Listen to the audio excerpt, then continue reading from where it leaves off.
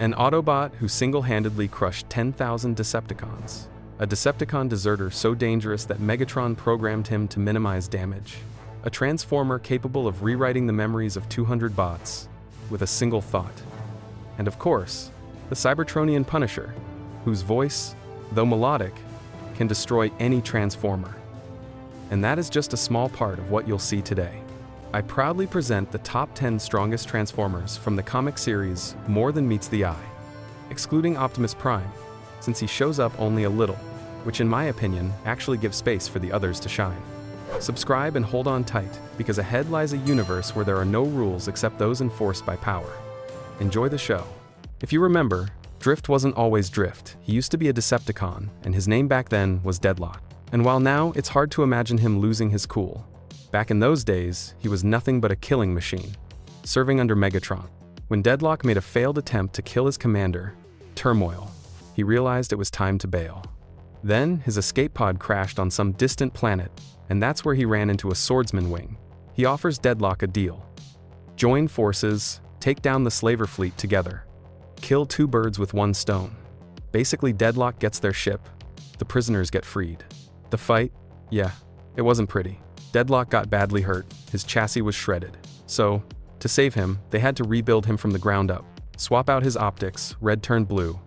When he woke up, he was in a colony of neutrals. These guys, they called themselves the Knights of the Circle of Light.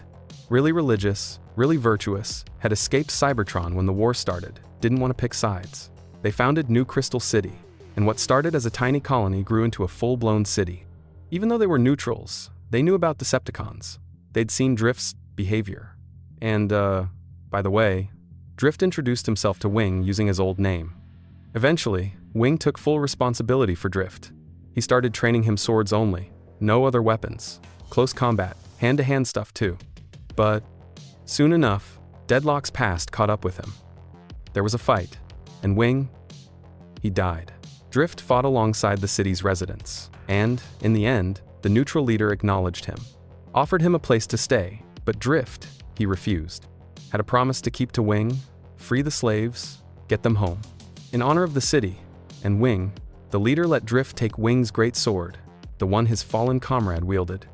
He's a liaison in the Decepticon Justice Division, and at first glance, he seems like a pretty decent guy. He even has a pet, but don't let that fool you. He can totally fry someone like Tarn. Seriously, Kaon loves zapping everyone until smoke comes out of their eye sockets. Oh, and yeah, Kaon doesn't have optics. Still, he's excellent at tracking down the next targets for the Decepticon Justice Division. He fights like a pro. On top of that, he's a cold-build mech. Kaon is insanely dangerous. He can send 1.21 gigawatts of power straight through his victims. To give you some perspective, that's more than the output of an entire nuclear power plant. Yeah, enough to instantly vaporize anything in its path. Totally insane, right? Ultra Magnus. Even in war, there are rules codes that need to be enforced. In that sense, Ultra Magnus is the law. Even though he's an Autobot, he investigates, hands down verdicts, and if necessary, punishes those who cross the line. He's the enforcer for the Tyrist Accord, which says that no Autobot or Decepticon has the right to illegally spread Cybertronian tech. And a bot on a mission like this? Yeah, he's got the power to match. He proves himself in battle and handles every obstacle in his way. Honestly, Ultra Magnus, side by side with Orion Pax from the very first days of the war against the Decepticons, earned the reputation as one of the most powerful warriors among the Autobots. During the Great War, he fought in countless battles and became famous for his extraordinary courage. But Ultra Magnus is hiding something. What exactly this giant is keeping under wraps? Well, you'll only find out if you dare to read More Than Meets the Eye. Grimlock. The legendary Dinobot, tough as nails and completely reliable, especially when it comes to handling valuable artifacts. For a long time, he was used as a container for the artifact called the Magnificence, a sphere that could answer any question you asked. Grimlock's experienced, ferocious, and fearless. In his T-Rex mode, he turns into a real killing machine. His bursts of rage grow stronger, his attacks sharper and deadlier. Fire breath that melts anything in its path, lightning-fast tail strikes, aggression off the charts. Nothing and no one stands a chance. Even soldiers from the Decepticon Justice Division, the Elite, insanely powerful squad of Megatron's enforcers, don't mess with Grimlock. They hate him with a passion. And, well, where there's hatred, there's also respect. When he faced them, Grimlock's brain was practically offline, but he fought purely on reflex. And even like that, he still gave them a fight they wouldn't forget. Black Shadow, an outstanding Phase 6er Decepticon, with thousands, maybe even tens of thousands of battles under his belt. Megatron considered him an extremely valuable soldier and personally selected him for sterilizing planets before cyberforming. Black Shadow is a super warrior, one of 3 genocidal soldiers enhanced with the incredibly rare, nearly indestructible metal Ununtrium, boosting their endurance and durability to insane levels. He's a ruthless fighter, with far too many lives on his record. He can take out elite Autobots, the Wreckers, and even entire battalions. For example, in a battle against the 113th Battalion, he wiped out 3,003 Autobot souls. If battle-hardened Transformers can't stand against his crushing power, imagine what it's like for the residents of distant planets. On Rigel 4, for instance, 3 billion locals were annihilated. But even this elite warrior met a pitiful, torturous end. See, he loved wealth more than his brothers in arms. So, when a perfect chance to betray the Decepticons came along, he grabbed it in a flash and pocketed 500 million Shanix, golden coins. News of his betrayal spread fast, reaching the ears of the most ruthless Transformers, the Decepticon Justice Division.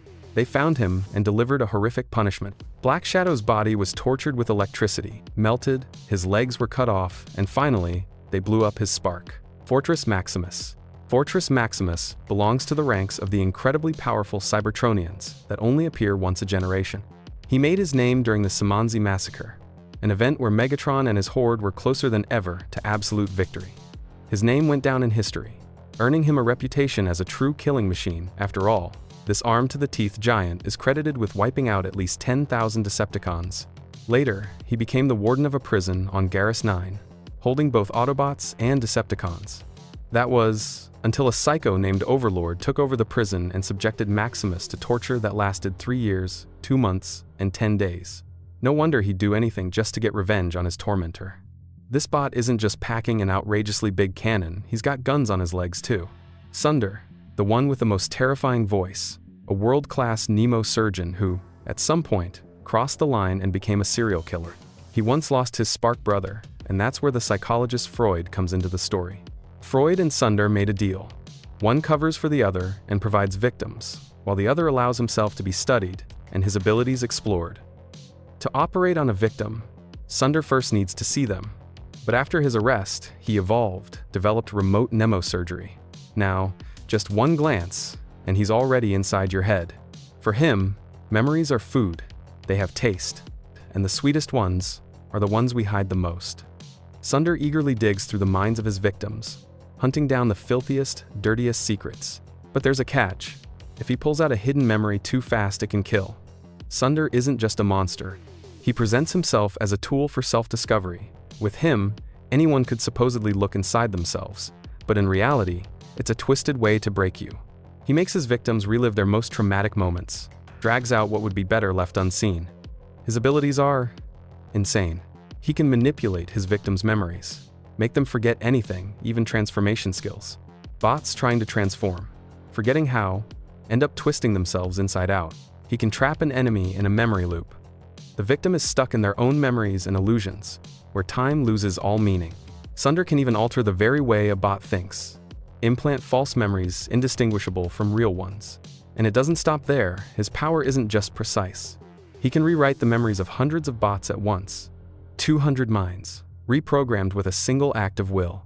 Not to mention, he can use the huge body of his deceased spark brother as battle armor. Megatron. Good old Megatron. How could I not include him in my top? In this comic, Megatron shows us a completely new side. The leader of the Decepticons really proves he's capable of change. And, as it turns out, for the better.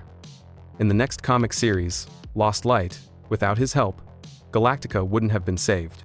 During the events of More Than Meets the Eye, while traveling through time after Brainstorm, it so happened that Megatron's spark was destroyed, and then Whirl gave him a special green spark. That's how Megatron gained the power that made him infamous. Without it, well, we'd just have had a regular miner. Now, considering that in the Lost Light, Megatron is serving his punishment, not many bots like him, but then, attitudes change. If you want to see an epic battle, you've got to read the later issues of this comic. when Tarn and the Decepticon Justice Division come after Megatron and his companions from the Lost Light. That's when he wiped out almost the entire DJD, using antimatter. Overlord.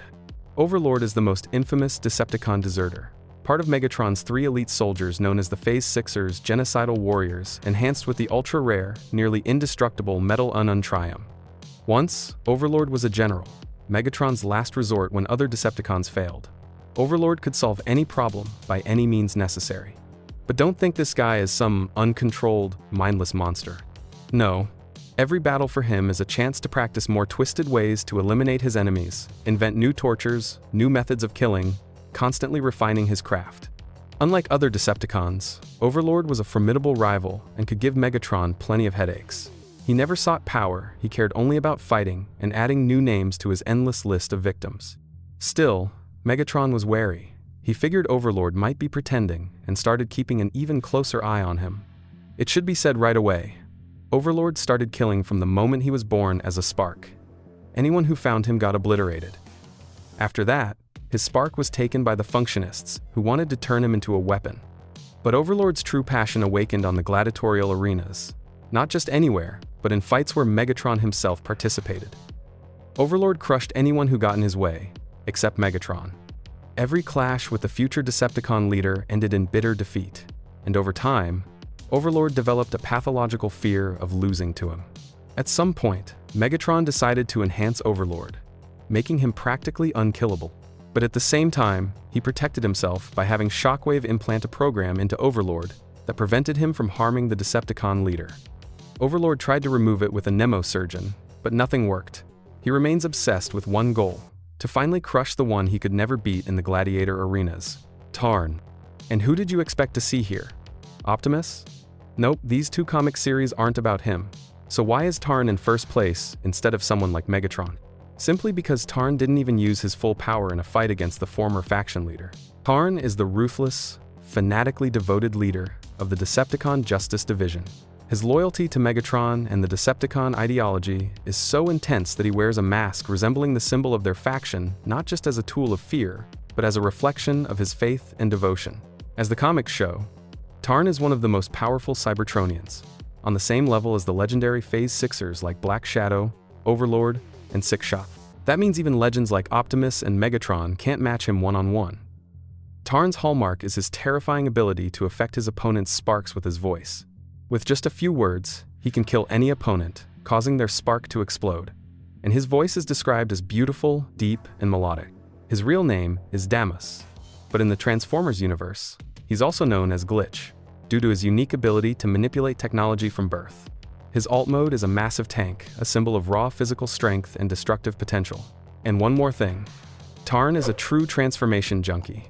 Before death, he forces his victims to change form, since the transformation module is easier to extract while it's still warm. That's all from me. I strongly recommend that anyone unfamiliar with these comics give them a read, and for those who have already read them, share your thoughts on who you think is the strongest. Make sure to subscribe to the channel so you don't miss new episodes. Thanks for watching, and see you all soon.